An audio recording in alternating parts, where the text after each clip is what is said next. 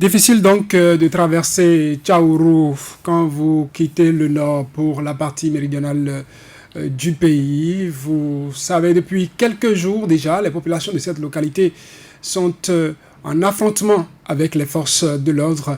Les éléments de la police républicaine ont dû céder le terrain à des militaires. Notre correspondant nous signalait il y a quelques minutes qu'il y a des tirs qu'on a commencé par entendre ce soir dans la localité. Il est en ligne avec nous, Mbelassem Belkoboukari. Bonsoir. Bonsoir, Saturnin Jossou. Vous nous avez fait le point tout à l'heure sur Écho des correspondants. Qu'est-ce qu'il faut retenir de nouveau à Tchaourou?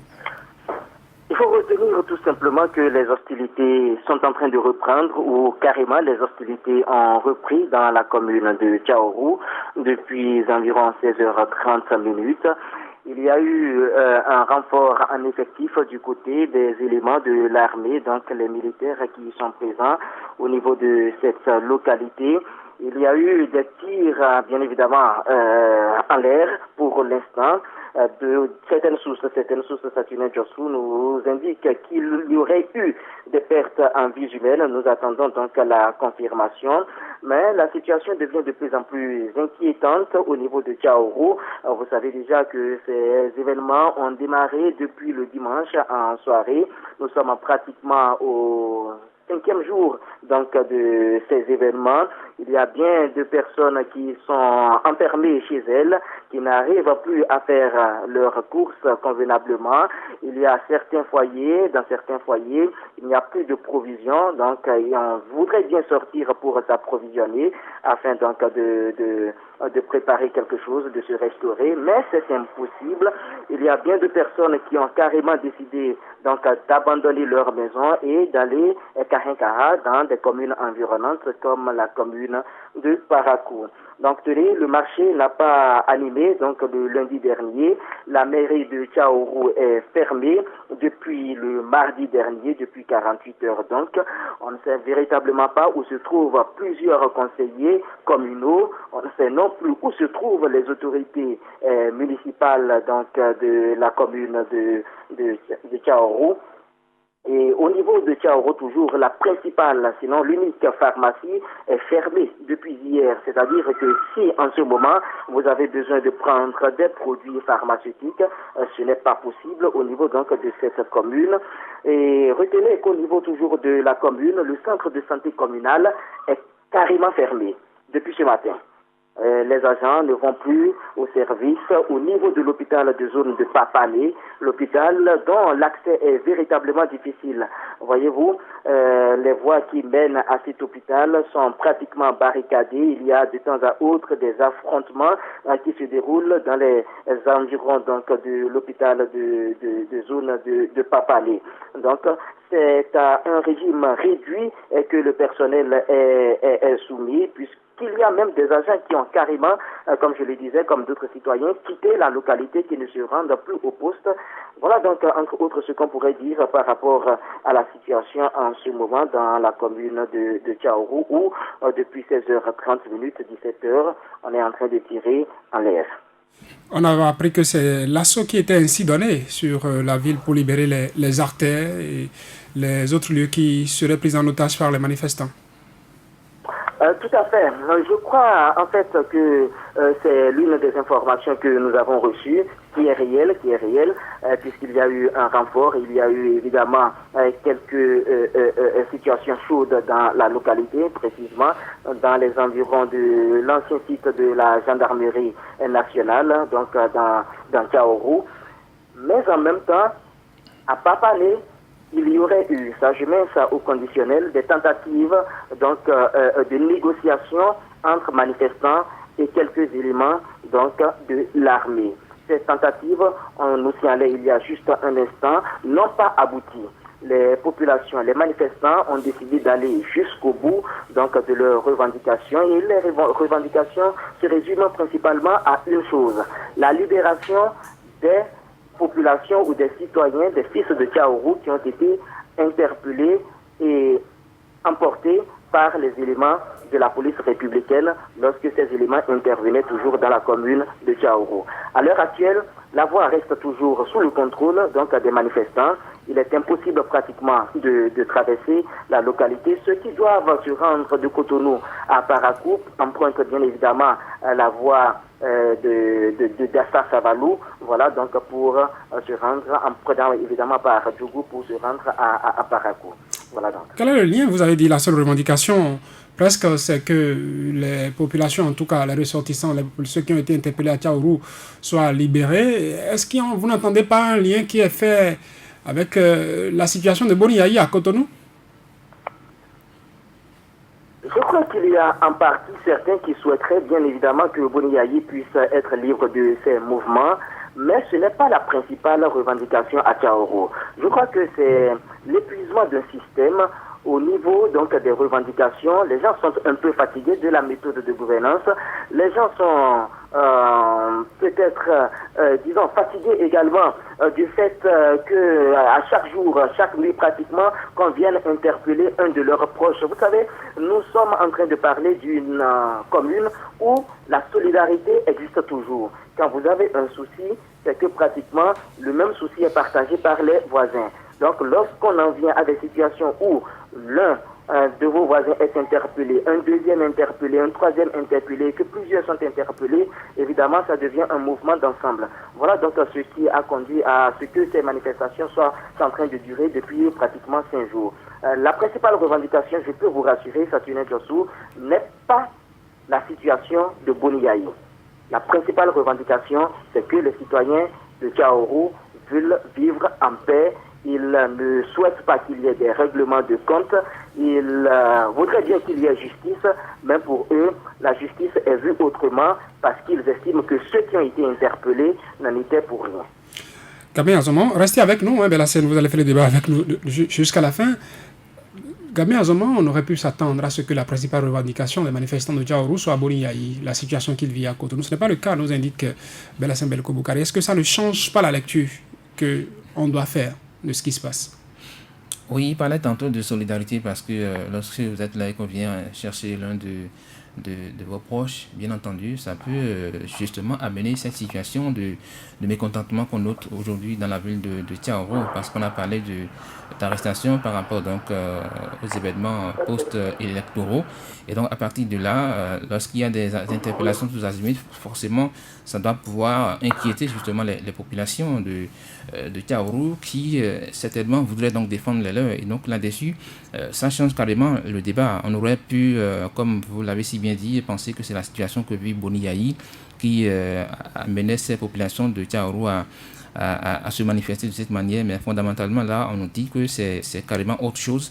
Donc ça prouve que effectivement oui, la méthode choisie par les autorités effectivement pour aller interpeller les gens, c'est ça qui pose problème, parce que c'est vrai, on ne peut pas interdire à la police d'aller interpeller quelqu'un pour avoir des informations sur des situations données. Maintenant, si ça devient donc une sorte d'habitude où à tout de bras on va interpeller, ça doit inquiéter, ça doit amener justement les gens à se manifester. Et donc véritablement, je pense que la quiétude dans laquelle les populations doivent vivre à Tchaourou, c'est ça qui désormais fait problème et qui les inquiète. Et donc ça n'arrive pas qu'aux autres on dit. Donc s'il y a des gens qui sont traqués, c'est tout à fait normal que d'autres personnes puissent se mettre dans les rues pour essayer donc de taper du poing sur la table, comme on dit. Est-ce que cet aspect de la chose, Virgile, n'est pas accrédité quand on sait que Boni Yayi est dans cette situation depuis plus de 30 jours déjà, et que ce n'est que dimanche dernier, dans la soirée, que les manifestations à Tchaourou ont repris? Il faut faire attention. Moi, je pense qu'il faut faire attention. Vous savez, hein, je sais pas, je sais que Bellassène est à Parakou, il est descendu à Tchaourou, il a fait ses investigations que je trouve très fournies d'ailleurs. Mais cela dit, il ne faut pas se faire d'illusions. Il a bel et bien du Boni Yayi dans ce qui se passe à Tchaourou. C'est très facile, c'est très aisé à deviner. Il est vrai que tout est parti d'abord de ces arrestations nocturnes. Ces arrestations de présumés meneurs, n'est-ce pas, des événements du jour du scrutin du 28 avril. Mais après, comme dans toute protestation, on voit d'abord les premières revendications, n'est-ce pas? Puis il y a d'autres qui commencent par se greffer. Je vais vous dire, quand ils ont, n'est-ce pas, demandé, exigé la libération de ces meneurs qui sont venus arrêter, que les forces de l'ordre sont venues arrêter nuitamment. Ils ont en même temps, et cela ne pourrait en être autrement, connecté et cela à l'acharnement que vivait déjà, n'est-ce pas, leur frère Boniaï étant également de Tchaourou. Ils ont connecté, ils ont vu, ils ont fait une lecture, n'est-ce pas, d'une certaine provocation sans fin sur la région et sur la personne ou les individus venant de Tchaourou. Pour moi, il ne devait pas avoir d'illusion, on ne devait pas se tromper là-dessus. Et vous voyez, si on ne tient pas très vite, vous allez voir les revendications comme ailleurs, comme dans tout pays évolue. Vous allez voir, si selon le rapport de force, c'est les manifestants qui commencent par, vous allez entendre, ils vont commencer par exiger par exemple la démission du chef de l'État. C'est comme ça se passe. C'est partout comme cela. Je ne dis pas que tout est parti, n'est-ce pas, de la situation de Boniaï, mais les populations, comme je le disais hier, cherchaient déjà comment venir en aide, comment venir au secours à Boniaï. Eh bien, cette arrestation, cette provocation leur a donné, n'est-ce pas, la possibilité de pouvoir enfin prêter main forte à leurs frères. Et c'est ce qui se fait juste là. Attendez de voir si rapidement, de mon point de vue, on n'arrête pas ce qui se passe. Eh bien, l'effet boule de neige risque de se produire, ça risque de se généraliser. C'est là où moi je m'étonne, n'est-ce pas, du silence qui entoure donc ce qui se passe à Tchaourou depuis lundi tout de même. Depuis lundi. On va aborder cet aspect plus tard. Bellassène, pour vous qui êtes sur le terrain et qui pensez, je parle donc à Bellassène Belko Boukari, pour vous qui êtes sur le terrain, qui avez affirmé tout à l'heure qu'il n'y a pas du Boniaï dans ce qui se fait, est-ce que l'aspect Boniaï ne fait pas partie des non-dits des revendications? Pensez-vous que si Boniaï n'était pas en résidence surveillée à Cotonou, les arrestations à Tchaourou auraient dégénéré? Non, je crois que même si Boniaï n'était pas en résidence surveillée à Cotonou et qu'on essayait d'interpeller des citoyens de Tchaourou de la manière dont cette interpellation s'est produite, je suis sûr qu'il y aurait eu un foyer de tension au niveau de cette localité. En fait, quand vous suivez les événements du 28 avril dernier lors des élections législatives donc au Bénin, le conseil était véritablement clair. C'est que pour d'aucuns, il y a un ressentiment et je crains un peu comme quelqu'un l'a dit hier sur le plateau, je ne sais plus trop qui c'est, que nous puissions tendre vers un affrontement régional, parce que quand vous écoutez les propos des manifestants du 28 avril et que vous entendez également vous écoutez les propos des manifestants de cette période, on a comme impression on peut faire ce qu'on veut quand on est là-bas, c'est-à-dire quand on est dans la partie méridionale, mais il n'est pas question qu'on puisse venir s'en prendre à nous, qui sommes à Tchaourou, alors qu'on a la latitude de faire ce qu'on veut, à qui on veut, là-bas. Donc, d'une manière ou d'une autre, il n'y a pas à douter. Il y a plus certainement des non-dits par rapport à ces manifestations. Les non-dits pourraient être évidemment la situation de Boniaï à Cotonou, parce qu'on estime que là-bas, c'est à Cotonou. Parce qu'on pourrait se dire, s'il était à Tchaourou, ce n'est pas évident qu'il soit toujours entre les quatre coins donc de sa clôture de sa clôture, disons. Alors, les citoyens de Tchaourou pensent que c'est une provocation de trop que de garder Boniaï, de l'empêcher d'être libre de ses mouvements et de venir interpeller jusqu'à Tchaourou des citoyens de Tchaourou, des fils de Tchaourou, alors qu'ils estiment que ces fils n'ont rien fait. Donc, je suis parfaitement d'accord avec vous qu'il y a un non-dit, et ce non-dit est politique. Ce qui pourrait attirer l'attention, c'est que vous parlez de négociations. Cela voudra dire que les manifestants, ils ont des porte-parole qui rencontrent les militaires et qui parlent avec eux des conditions qu'il faudra remplir avant qu'ils ne retournent chez eux. C'est ça? En fait, ces manifestants, ils dialoguent avec tout le monde. Même si vous venez et que vous voulez traverser, si vous avez une situation urgente, ils vous font un couloir de passage. On suppose par exemple que vous soyez dans un véhicule, vous soyez en train d'aller avec un malade. Ce sont eux qui vous aident à traverser. Donc ils sont si organisés, c'est ça? Si, ils sont véritablement organisés. Hier, je vous disais qu'en face du centre de santé communal de Tchaourou, il y a 2 militaires qui ont été désarmés. Il y a eu des interventions, notamment de certains sages. Désarmés, c'est-à-dire on leur a enlevé leurs armes, leurs munitions. Oui. On leur a pris les fusils et puis les manifestants voulaient s'en aller avec. Les sages sont venus, leur ont demandé de retourner les armes, ce qu'ils ont fait.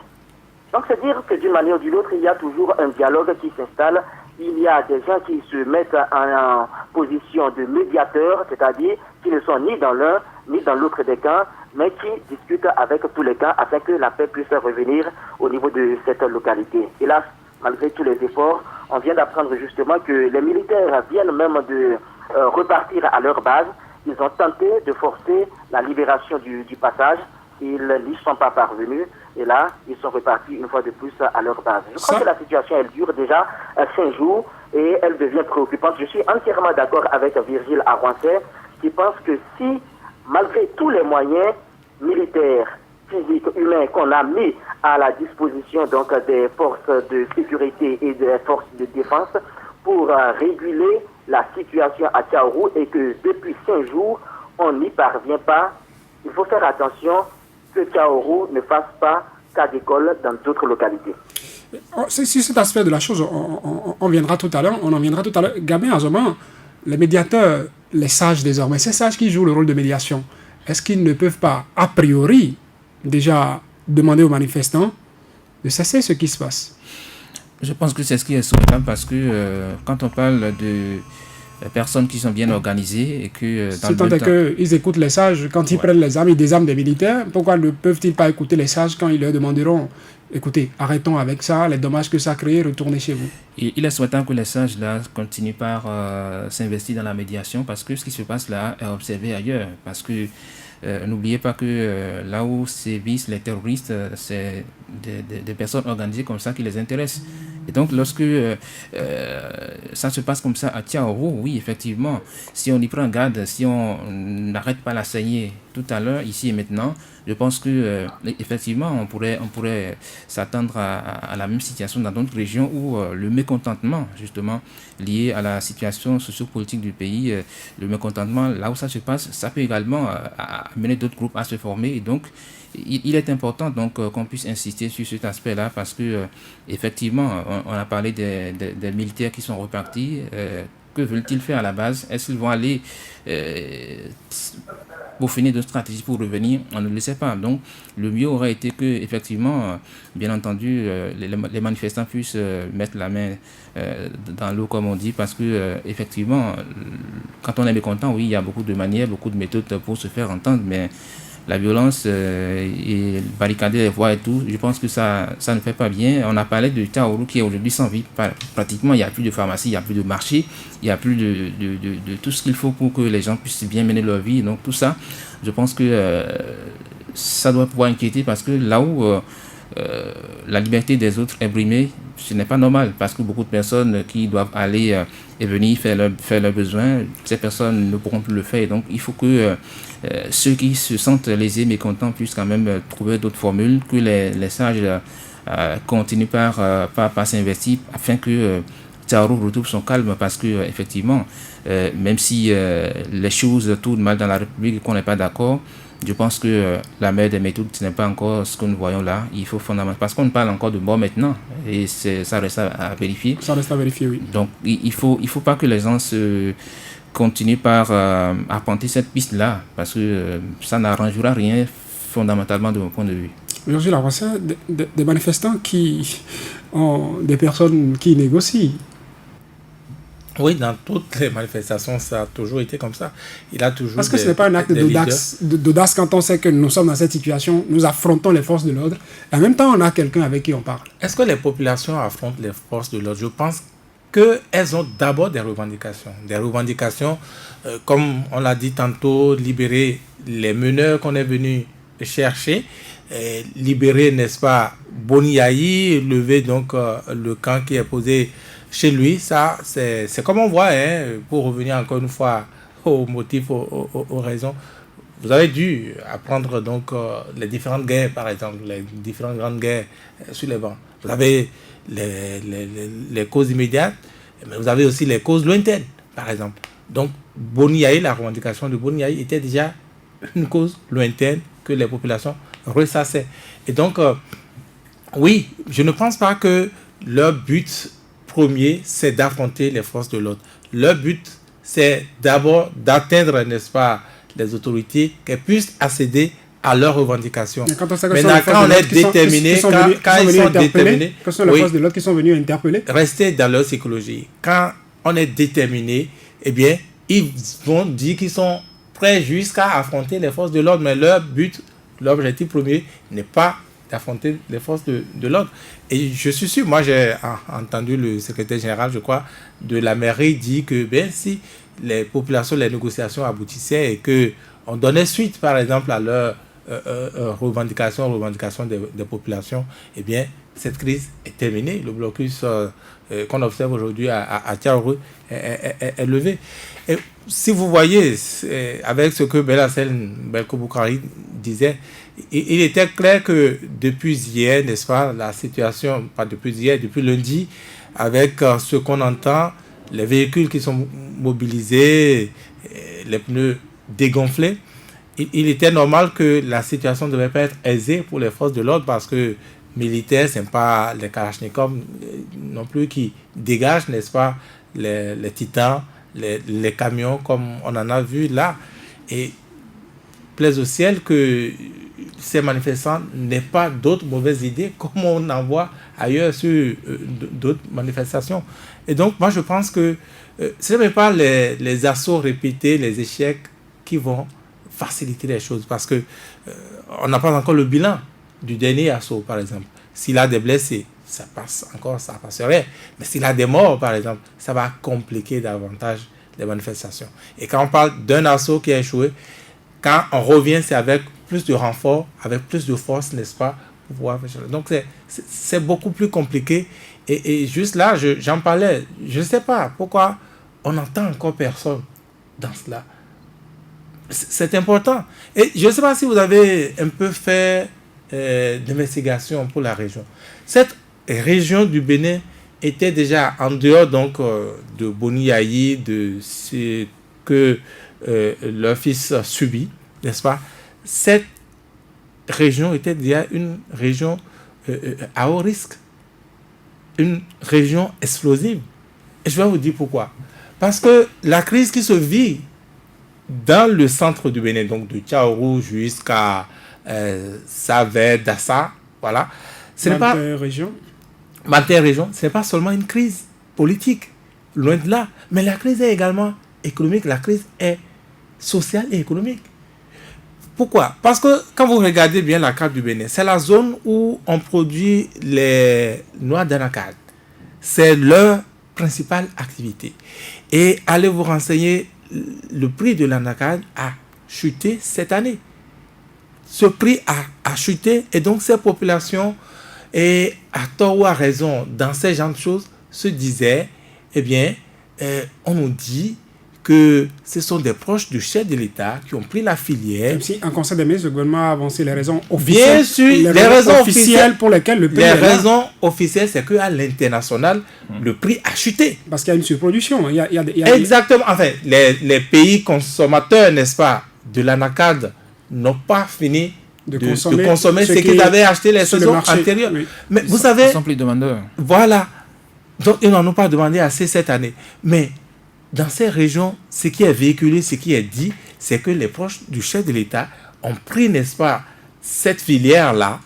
Et voilà. Ce qui fait que la raison officielle n'est pas crédible. N'est pas crédible et on ne le dirait pas. Parce que politiquement, ça arrange. Donc, l'essence qui était là, ce n'est pas seulement politique. Ce carburant d'explosion sociale, ce n'était pas seulement... C'est également économique. Donc, je dis, encore une fois, il faut que les autorités aient l'humilité de négocier. Il faut que les autorités aient l'humilité et l'intelligence de choisir les mots, n'est-ce pas, qui parlent au cœur de ces personnes frustrées à raison. Donc moi je pense que ce n'est pas le silence comme on l'observe, ce n'est pas les assauts répétée de militaires comme on envoie, qu'on lance sur le terrain. C'est pas ça qui va résoudre le problème. Parce que, encore une fois, vous savez, j'ai plaisir de quitter Diafa, de quitter Cotonou, Porto-Novo et d'aller dans ces régions-là. La dernière fois où j'ai été dans cette région, vous vous souvenez, c'était au mois de janvier, j'ai essayé un peu de savoir. C'est une région explosive par ailleurs, non seulement à cause de cette raison économique que j'ai donnée tantôt, mais parce que vous prenez la carte, les Nagos cohabitent avec les fonds, les maris généralement, mais ce n'est pas non plus la grande amitié. Le parfait amour. Ce n'est pas le parfait amour. Ils sont là, ils se détestent, je t'aime, toi non plus, et ils en sont comme ça. Je vais vous donner un exemple simple. Je suis allé à Okeo. Okeo, c'est dans Savè, à la frontière du Nigeria. Une frontière où les maris ont toujours détesté les fonds. Les maris ont toujours détesté les Nagos ont toujours détesté les maris. C'est un peu très sensible ce que c'est sensible, mais c'est la réalité. Ce n'est pas que nous jouons sur une fibre. On ne joue pas, c'est pour dire il faut que les gens prennent la mesure des choses. Et j'ai essayé de sonder politiquement qu'est-ce que c'est. Et politiquement, les maris qui ont souvent pensé qu'ils sont, disons, marginalisés par, disons, les propriétaires terriens. Enfin, c'est je crois, il y a quelques années, il y avait même eu un affrontement. Exactement. Dans la zone sur des questions de frontières. Exactement. Sur des questions de frontières, parce qu'on estime que... Voilà. Et, vous voyez, politiquement, les maris sont proches, par exemple, du pouvoir du régime actuel. Ce qui n'est pas le cas des... Non, attendez, il faut qu'on dise ces choses-là. Je dis, c'est un peu sensible parce que... C'est censé... On ne va pas réduire ce qui se passe à Tchaourou actuellement à des querelles entre maris et non, je ne réduis... C'est une lecture que vous êtes en train de faire. C'est une lecture que je fais, mais c'est des lectures qu'on doit pouvoir faire pour savoir que ces gens de situation ne doivent pas perdurer dans ces zones-là. Et qu'il faut, j'exhorte encore une fois les autorités à pouvoir prendre le devant des choses, à pouvoir avoir l'intelligence du choix des mots, parler au cœur de ces personnes-là pour lever au plus tôt le blocus. Parce que le risque, vous avez entendu également dans les informations que cela est en train de descendre à Savè. Moi, je ne trouve pas qu'on traîne, n'est-ce pas, sur ces genres de choses pour, n'est-ce pas, risquer l'embrasement, risquer la généralisation. Moi, je ne sais pas ce qu'on gagne. Je souligne, ce sont des lectures que font Vigile Avancé, loin de nous l'idée de chercher à réduire ce qui se passe à Tchaourou à des querelles entre des ethnies. Ce n'est pas du tout. Non, c'est même pas. On n'en est pas là, justement, voilà. Saturne. On n'en est pas là. Il faut prendre garde. Mais dans une région où il avait déjà un contexte pareil, les gens vous diront. Que ce que je dis, ce n'est pas inventé. Je vous dis, j'ai fait le déplacement et je suis allé sur le terrain. Il faut prendre garde à ne pas en arriver là. Bella Sembelko Boukari. On ne s'amuse pas avec l'essence à côté du feu. C'est ce que je veux dire. Comment expliquez-vous, Bella Sembelko Boukari, que des populations, apparemment à main nue, ou aux mains nues si vous préférez, tiennent tête pendant 4 à 6 jours, non pas à des éléments de la police républicaine seuls, mais à des militaires?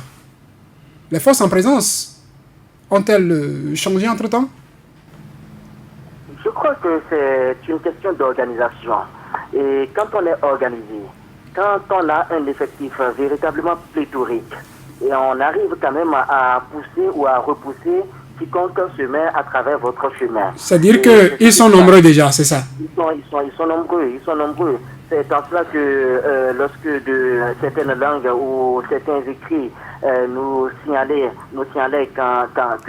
que le 28 avril dernier, il y a eu des badauds qui ont été donc importés dans des localités pour semer le trouble. Je disais que ce n'est pas vrai, puisque là, si c'était des étrangers, je vous assure tout qu'ils auraient été maîtrisés par les citoyens de ces localités. Tenez, en réalité, les zones dont on est en train de parler, précisément la zone de Tchaourou, ce ne sont pas des zones pour autant, contrairement à ce que Vigile dit, dangereuses. Ce sont des gens qui aiment les étrangers. Ce sont des gens qui ont le sens du bien public. Tenez, pour les précédentes élections, avant les élections de 2019, comment est-ce que le scrutin s'organisait?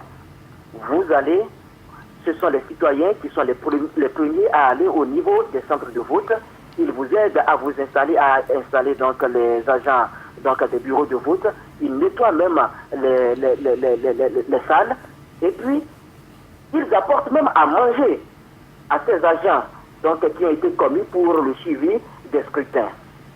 Alors, juste à la fin, ce sont eux-mêmes qui vont chercher des lampes, ils vont chercher des torches, ils vont chercher tout ce qui est nécessaire pour que le dénombrement puisse être fait convenablement. Ils mettent de l'essence, du carburant au niveau de leur moto et escortent donc les urnes donc scellées jusqu'au niveau des mairies. Pratiquement dans toute la région septentrionale. C'est comme cela que ça se passe. On n'avait pas besoin de l'intervention des forces de l'ordre. Mais si on en arrive à une situation où, en 2019, on fait tout, on confie tout pratiquement aux militaires, aux policiers, et qu'il y a eu les événements qui se sont déroulés là, il y a lieu de se poser des questions. Comment peut-on avoir changé en si peu de temps d'un peuple ou des citoyens? De l'hospitalité légendaire à cette hostilité, il y a... Est-ce qu'on peut être, désormais autant hostile à ce qui est bien public? Il y a véritablement des questions à se poser par rapport à tout ce qui se passe au niveau de ces localités. Je le disais, donc vous trouvez que c'est leur organisation qui les amène à pouvoir affronter des militaires pendant 5 jours et à faire replier même des assauts lancés après des renforts qui sont arrivés sur le terrain. Ce serait un peu osé de ma part de dire non seulement que c'est leur organisation, mais c'est aussi... Il paraît qu'il y a des forces occultes. Je l'assume, c'est aussi l'adhésion du reste des populations. Jusque-là, vous n'avez pas encore entendu qu'il y a une autre branche de la population qui s'est opposée à ce que font les manifestants. Ces manifestants, ils mangent, ils dorment, ils se reposent. Mais est-ce que vous avez entendu dire qu'il y a un autre camp donc, de manifestants qui s'opposent à ce qui se fait? C'est-à-dire donc que les gens sont en train d'approuver indirectement ce qui est en train de se réaliser en ce moment et donc qu'il y aurait une adhésion populaire. Et dans ce cas, Vigile a commencé par en parler, et ça va être l'autre aspect que nous allons aborder à présent, Gabi Azoma, qui, pour parler au-delà de ces sages qui sont interlocuteurs entre populations, ceux qui désarment les militaires et les forces de l'ordre, qui aujourd'hui, pour parler à ceux de Tchaourou, à ce qui se passe à Tchaourou, non seulement à ceux de Tchaourou, mais également les autorités qui dirigent le pays, des militaires qui ordonnent à des militaires de se déplacer sur le terrain, pour que les deux camps en présence se comprennent. Non, je pense que dans cette situation, au-delà de ces sages qui parlent, il faut également que nos autorités s'impliquent parce que nous sommes dans une situation post-électorale. C'est vrai que en temps normal, le gouvernement qui a organisé ce scrutin devait donc prévoir tout, prévoir que ça pouvait déboucher sur des situations de mécontentement comme ce qu'on a aujourd'hui. Et donc, pour qu'on n'en arrive pas à l'escalade de la violence, pour qu'on n'en arrive pas à avoir des morts à tour de bras, effectivement, il y a que le gouvernement, les autorités compétentes devaient également mettre en place les stratégies qu'il faut pour que, effectivement, on puisse apaiser la tempête, qu'on puisse apaiser et calmer tout le monde.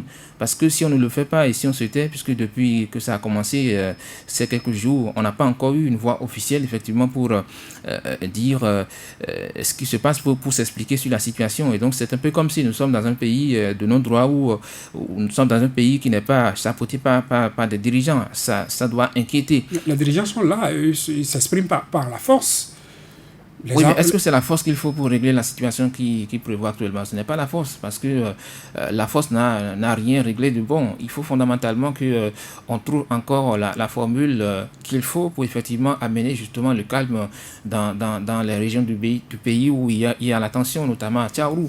Si on ne le fait pas, c'est un peu comme si on fuit ses responsabilités. Et donc, finalement, est-ce que les seuls sages qui s'impliquent à Tchaourou pourront amener justement les personnes assez mécontentes à Tchaourou? Est-ce que ces sages pourraient amener ces personnes à pouvoir se replier et à se calmer? Je ne pense pas, parce que les gens sont en train de réclamer quelque chose qu'ils n'ont pas encore. Et donc, certainement qu'ils vont continuer à se manifester, à continuer à dire leur ras-le-bol. Et dans ce contexte où nous voyons ce que ça fait à d'autres populations qui ne sont plus à même de pouvoir aller d'un point A à un point B. Les personnes qui quittent la partie méridionale pour aller au nord ne sont plus en mesure de le faire parce qu'on parle donc de voies bloquées et tout. Il faut effectivement que les autorités prennent la situation à bras le corps pour qu'effectivement on essaye donc de ramener le calme parce que oui, vous avez organisé un scrutin qui n'a pas eu l'adhésion de tout le monde, mais comment vous faites effectivement pour calmer ceux qui sont mécontents, pour calmer effectivement les tensions qui naissent après ces élections-là. C'est de ça qu'il s'agit. On ne fait rien par rapport à ça et nous voyons donc le mécontentement qui semble se généraliser. Mais il faut fondamentalement qu'on puisse quand même trouver désormais une autre méthode effectivement pour que, bien entendu, cela nous s'embrasse parce que, je l'ai dit tout à l'heure, nous sommes face à des personnes qui sont organisées, comme on a dit tout à l'heure. Et donc, quand c'est comme ça, quand vous avez des gens du genre Boko Haram, je pense qu'on doit pouvoir faire très attention. Oui. On va pas faire cette similitude, s'il vous plaît. Non, Gabin. Ce n'est pas une similitude. On va pas dire ça. On va pas faire ce rapprochement. Il est tendancieux, s'il vous plaît. Mais de toutes les manières, les personnes qui s'organisent, vous l'avez dit, les mains nues, qui arrivent à négocier avec des personnes armées qui sont dans le mouvement comme ça, je pense que quelque part ça doit vous inquiéter également parce que jusque-là vous n'avez pas encore compris comment ça se fait, comment on négocie quand on est justement population sans armes et que les militaires sont là et qu'on arrive à négocier. Mais on peut se demander comment ça se passe. Donc il faut qu'on creuse pour savoir véritablement ce qu'il en est parce que à ne rien faire, c'est que demain on peut se voir, on peut être surpris justement de ce qui peut arriver et on ne le souhaite pas pour notre pays. Et là-dessus, les autorités ont beaucoup à faire sur ce chantier-là. Virgile Awassé, pendant ce temps, la médiation, semble-t-il, se déroule à Cotonou, tant bien que mal, selon quelques informations qui nous parviennent. Est-ce qu'à Cotonou, on peut se jouer le dénouement de ce qui se passe à Tchaourou? La médiation qui se jouait, c'était par rapport à la situation qui prévalait. Ça ne prend pas en compte... Est-ce que ça ne peut pas devenir l'autre revendication, l'autre cause lointaine, puisque vous dites, oui, on a interpellé des gens à Tchaourou, et une cause lointaine, c'est que Boni-Yaye est en détention à Cotonou. Mais qu'est-ce qui a fait que Boni-Yaye est en détention à Cotonou? C'est la situation que nous avons connue pour les législatives. Pour moi, Tchaourou reste une braise dont il faut s'occuper à part. Il faut vite s'en occuper. Je disais tantôt, Belhassène, moi je ne disais pas que les populations de Tchaourou sont xénophobes. Je suis en train d'expliquer, n'est-ce pas, le fonctionnement de ces genres de phénomènes. Vous avez dit, vous ne comprenez pas que ces populations s'en prennent au bien public. Et Belhassène, c'est ce qu'il disait tantôt. Mais dans les mouvements de foule, dans ces genres de protestations, ça a toujours été comme ça. On s'en prend d'abord au symbole de l'État. Et pour eux, aujourd'hui, pour ces populations, le symbole de la répression des populations de Tchaourou, eh bien, c'est le chef de l'État. Et le chef de l'État, c'est à travers, n'est-ce pas, les biens publics. Tout ce qui est déconcentré. Exactement. Elles ne comprennent pas que... Un symbole fort dont Belhassène nous a parlé hier, c'est que devant les locaux du commissariat de la localité, avant de mettre les locaux du commissariat à feu, ces manifestants ont demandé à ce qu'on sorte les épreuves des candidats au CEP. Exactement, ça veut dire que ce n'est pas des manifestants sans cœur, c'est des manifestants aveugles. Mais c'est comme ça. Elles ne se demandent pas, mais c'est notre commissariat, c'est notre mairie, c'est notre centre de santé, ce n'est pas les populations. Qu'est-ce qu'elles vont faire pour pouvoir se faire entendre? Et donc, c'est pourquoi il faut vite arrêter cela. Quand on vient au côté humain, loin de là, à pousser, n'est-ce pas, à donner de mauvaises idées, mais elle s'analyse, mais qu'est-ce qui s'identifie, n'est-ce pas, à notre ennemi en griffe? Qu'est-ce qui s'identifie à notre problème? Et on s'en prend également à ça, que ce soit des biens, que ce soit des personnes. Malheureusement, j'explique, je ne fais qu'expliquer. C'est comme ça, ça fonctionne. De la mairie de Tchaourou qui disait qu'on avait incendié un endroit où se trouvaient des intrants. Exactement. Exactement. Oui, bien sûr. Je crois la structure des paysans, l'union des producteurs, etc. C'est comme ça. On s'en prend au symbole. Si vous, dans une pareille manifestation, vous venez, vous dites le contraire de ce qui se dit, vous allez en faire les frais. C'est la psychologie de la foule. C'est comme ça ça fonctionne. Il faut que ça cesse le plus urgemment possible. Qui pour leur parler? Pour vous, qui pourrait leur parler aujourd'hui. Est-ce que Boniaï, là, je le dis, Boniaï de Cotonou ne peut-il pas envoyer un message à Tchaourou parce qu'on sait qu'il sera écouté, ou il peut être écouté, si entre-temps on cherchait à parler à ces manifestants pour qu'ils se calment? C'est compliqué à dire. C'est ce qui aurait été souhaitable. Mais Boniaï peut-être aller lui poser la question. Peut-être qu'il attendait également ce genre de secours depuis. Et donc, il n'est pas obligé non plus de... Vous êtes en train d'insinuer qu'il aurait même intérêt à ce que... Je ne l'ai pas dit. Je suis que dans la psychologie, encore une fois, Saturne Diossou. Je ne suis que dans la psychologie des différents acteurs. Et donc, ce n'est pas sûr d'obtenir de lui tout de suite, n'est-ce pas, un pareil appel. Tout le monde n'est tout de même pas Gandhi, tout le monde n'est pas Nelson Mandela. Et donc, moi, je pense que je ne comprends pas. Regardez depuis lundi, nous sommes aujourd'hui le jeudi. Jeudi qui s'en va mourir. Déjà, il n'a rien. Il n'a pas d'appel. Pourtant, vous aurez vu les Vivilles internationales, les Madou, machin, en train de pleurer, de crier la paix, la paix. Mais la paix, c'est du concret.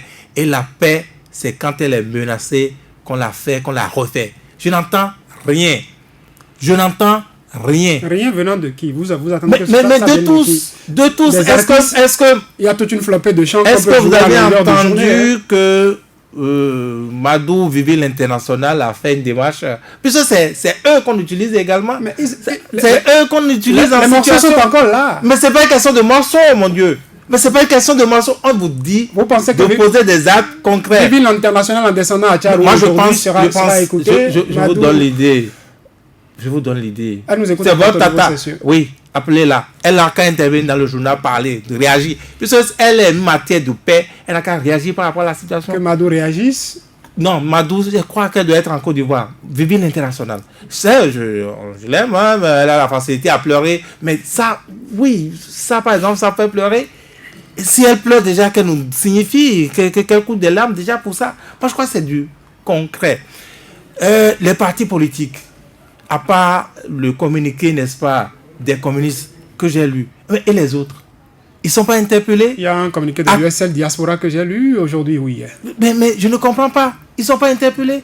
L'Union progressiste pour bâtir, n'est-ce pas, le social. Mais le social, mon Dieu, ce n'est pas ça qui se bâtit actuellement à Tchaourou. Pourquoi ne pas parler? Les républicains, oui, les biens, mais on s'en prend bien à Tchaourou. Pourquoi personne ne réagit? Mais le chef dit, on compte combien de morts avant de pouvoir réagir? Moi, je ne comprends rien. Je ne comprends rien. Il n'y a que les journalistes encore. Bon, il n'y a que nous qui parlons. Mais mettez la pression sur ceux qui doivent décider, ceux qui doivent desserrer les choses. Parce que ailleurs, c'est tout comme ça commence. Nous ne souhaitons d'ailleurs pas... Bellassine Melko Boukari, il y a bien d'autres aspects qu'on aurait pu aborder. Les conséquences de la gestion qu'on fait actuellement de la situation de Cotonou des 1er et 2 mai sur ce qui se passe à Tchaourou. Parce qu'à Cotonou, il y a une manifestation 1er et 2 mai, des blessés dans les hôpitaux ont été interpellés, même amputés, ont été déposés en prison. À Tchaourou, avec ce qui se passe, des gens visiblement ne sont pas prompts à se rendre dans les centres de santé, encore que ces centres de santé, vous nous l'avez dit tout à l'heure, sont fermés. Comment on vit dans cette situation-là? Quand on est blessé, comment on doit se comporter? Quand on doit manger, on est enfermé chez soi, on ne peut pas sortir. Comment on fait, vous qui êtes sur le terrain là-bas? Bon, je ne saurais le dire. Mais il y a un centre qui reste ouvert, c'est le centre de santé communal qui est fermé. L'hôpital de zone de Papané, quant à lui, est ouvert, mais c'est l'accès qui est véritablement difficile. Papané, c'est toujours dans Tchaourou? C'est toujours dans Tchaourou. Ok. Et en fait, en vérité, je crois que nous sommes en train de toucher complètement le fond au niveau de cette localité, parce que même si éventuellement par la force les éléments donc de l'armée béninoise finissent par faire repousser donc les manifestants, ce ne serait que pour un moment. Ce sera l'effet Mercure, ils vont se retrouver. Tôt ou tard, ils vont devoir replier au niveau de leur caserne et les policiers vont devoir reprendre le relais. En ce moment, il n'y a pas de doute qu'il pourrait avoir d'autres manifestations. Et puis c'est en fait un mauvais coton que nous sommes en train de tisser en laissant la situation pourrir jusqu'à ce niveau. Aujourd'hui, on a au niveau de l'Assemblée nationale un député véritablement très proche du chef de l'État, en la personne de l'honorable Bagoudou. Je me pose la question de savoir, pendant 4 ans de législature qu'il est en train d'entamer en 2019, à quel moment il pourra aller échanger en toute quiétude avec ses mandats. Ils ont déjà incendié sa maison, non? Oui, c'était le 28 avril. L'élu du peuple, on peut le dire ainsi. Bon, on va quand même oser de le dire ainsi. C'est un député installé à l'Assemblée nationale. Est-ce que c'est pas déjà ainsi qu'on lui envoie? Si on incendie sa maison, comment voulez-vous qu'il se hasarde encore à s'impliquer dans ce qui se passe là, descend sur le terrain pour les parler? L'élu du peuple, élu dans une circonscription électorale, il n'a pas de maison dans les 4 communes de la 8e. Pourtant, il est élu du peuple. Donc, quand on continue comme cela, il doit avoir un CF. Politiquement, je crois qu'on est aussi en train d'enterrer certaines personnes, peut-être parce qu'il y a une guerre entre Patrice Talon et Bouni Yayi, mais on oublie qu'à côté de soi-même, on est aussi en train de faire mal à des personnes qui auront du mal à se relever. Vous voyez, les chansons, la négociation ne peut pas se faire, ou la sensibilisation, on a déjà dépassé cette étape. Les chansons ne pourront plus rien faire au niveau de la localité de Tchaourou. Les mots doux ne feront rien.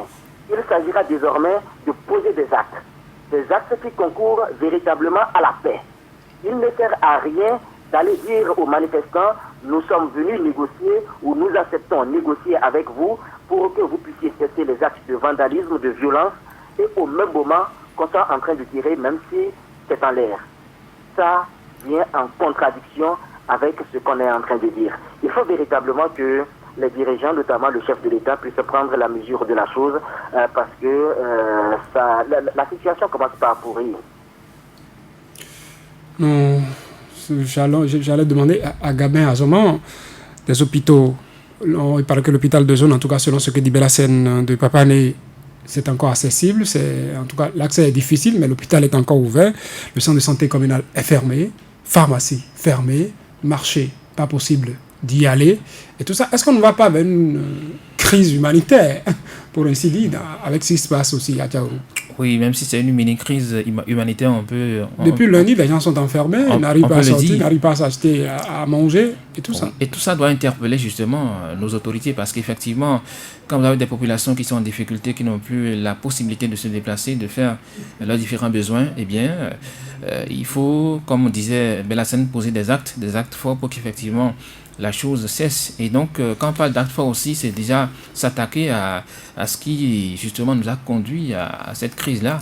Parce qu'effectivement, jusqu'ici, on n'a pas le sentiment que on a envie de faire les choses pour revenir à la normale, pour que la République démocratique du Bénin puisse retrouver son esprit d'antan. On ne s'investit pas pour cela et fondamentalement, on a l'impression qu'on veut rester campé sur sa position et continuer dans la même logique et à faire les choses de la même manière. Ça n'arrange pas.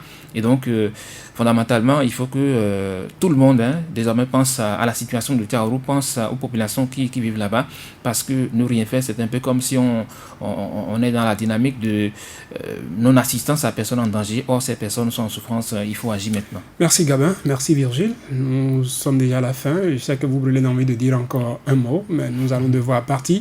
Merci à vous, Bellassène Merko Boukari, d'avoir fait le débat avec nous depuis Parakou. Suivez pour nous la situation. Nous souhaitons donc qu'elle se calme, ce qui se passe à Tchaourou, que tous ceux-là qui sont impliqués d'une manière ou d'une autre, qui pensent que leur intervention pourrait faire que les choses retrouvent la situation d'antan, ce calme qui régnait dans la ville de Tchaourou, qu'ils interviennent, gouvernants, autorités morales et tout, ceux qui pensent qu'ils peuvent jouer une partition sont attendus. Nous continuerons, mesdames, messieurs, de croiser les doigts et de prier pour notre pays. C'est le seul que nous avons, le Bénin. Nous n'avons pas intérêt à ce qu'il brûle.